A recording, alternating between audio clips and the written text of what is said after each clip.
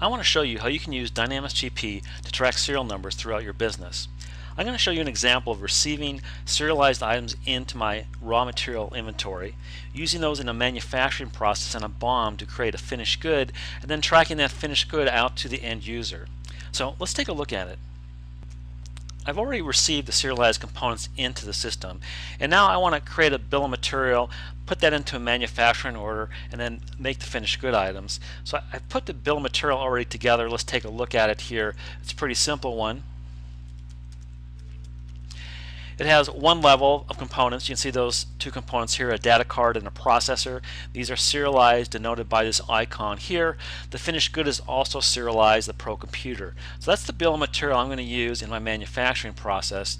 Now let's create a manufacturing order for that and see how we include the component items, and also what we need to do is then link the serial numbers from the component items into the finished goods, and we'll get to that. So let me create a manufacturing order here quickly. Let's make 2 items, and I'm going to put the system date in here. So this is a simple manufacturing order for 2 items, and I've selected 2 items so you can see how we link the component serial numbers to the finished goods serial numbers. I'm going to release this manufacturing order. It's released now. This is a simple bill of material. It's a back flush, so we can go right to the to the manufacturing receipt transaction. Let's do that now. Go to the receipt entry here. So this is the entry you put in at the end of the manufacturing process. This is where I verify all the components and the labor that went into this manufacturing job and make sure that's correct. And then when I post this, this is actually going to create the finished good. It's going to relieve the component inventory of these 2 items. So the first thing I want to do is make sure that I've got the right component serial numbers. I can auto select those, or I can go here, select the line item, and then select them manually, which I'll do here. I'm going to insert this one and insert this one here. And then for the second component, I've got 4 of those. I'm going to go in here and I'm just going to auto select 4 of them. There you go. So now I've got the component items identified by serial number. I'm going to go to the finished good item up here, open that up. I don't have a finished good serial number, but I've got a mask set up so I can automatically generate that. You can see that information down here. I need 2. I'm going to auto generate those. It's going to create those serial numbers now for the finished good items. So this is one of the first steps in serial numbers in the manufacturing process. I want to identify the serial numbers for the components, also identify the serial number for the finished goods. Now I need to link these together so I can show the proper component serial number with the proper finished goods serial number. So I'll do that. I'll go to link components here.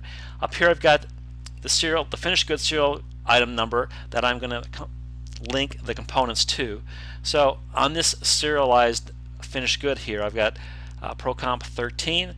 I use this data card here. I'm going to add that, and then the processors, I've got 4 of them that went into the manufacturing process.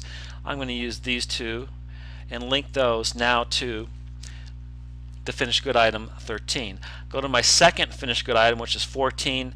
I've got these components left that have not yet been linked. I'm just going to select those, and now they are linked to the finished good. So I've done everything I need to do on the manufacturing side, and I'm just going to post this transaction. And again, when I post that, it's going to go in and create the finished good items. So what I want to show later now is how to track these items. So let's go back and make note of the serial numbers that I used. For the finished good, I used ProComp 13. Now let's pick one of these components here. Let's take a look at this one, and let's track this one, Proc 12. These are the serial numbers I want to use in my demonstration of how you can use Dynamics GP to follow the links, inquire on the links of serial numbers throughout the system. So let's go ahead and do that. So I've created the finished good here. I'm going to post that. It's going to create the finished goods in my finished goods inventory, and next I want to sell that item out. So let's go and do that next. So let's go to the sales area page, open up sales transaction, and let's put a sales order in.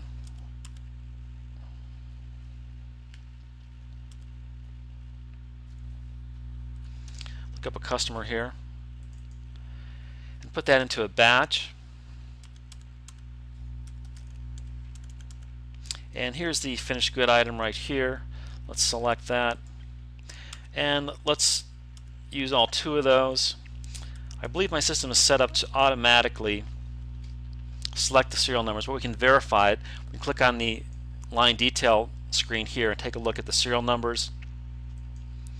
These are the serial numbers that are selected for this particular order, and you can see on the left hand side I have no available serial numbers, so that means that this item is completely now allocated out of my inventory. So I've got these two serial numbers on this sales order here, and let's go ahead and just ship that. So I'm going to transfer this to an invoice.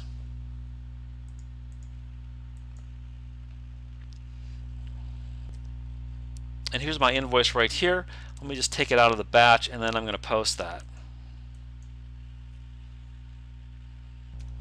Alright, now let's take a look at how we can track and we can trace serial numbers throughout Dynamics GP. So the first one's a simple one. We're going to go to Sales Serial Lots here, and we're going to look up the serial numbers that have been shipped for a particular item, and then we're going to drill down and see the customer to whom that went. So let's just put in the finished good item here.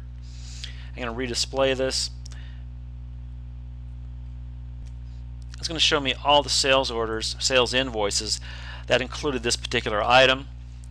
I can go down here and let's take a look at this item here. This is the one we're going to track, ProComp 13. I can select that, drill back to the document number here, and I see the invoice that this number was included out when it went out to the end user. Okay, that's a simple one. Let's take a look at another trace. This one's going to be a little more complex. So let's start at the inventory area here. We're going to go into serial lot trace. So what I want to do here is I want to look up the finished good item and then track back, trace back, and find out which component items came into that item, which were manufactured into that item, and where those components came from. So let's look up the finished good item here. It's PRO1. And I want to look up ProComp 13. This is the finished good we're going to track here. So here I've got all the transactions related to this finished good items. You can see the sales transaction, we just looked at that. Here's the invoice again.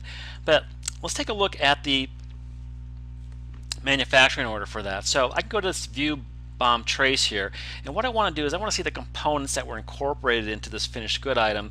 So let's open that up, and we're going to go and look at consumed into the serial lot.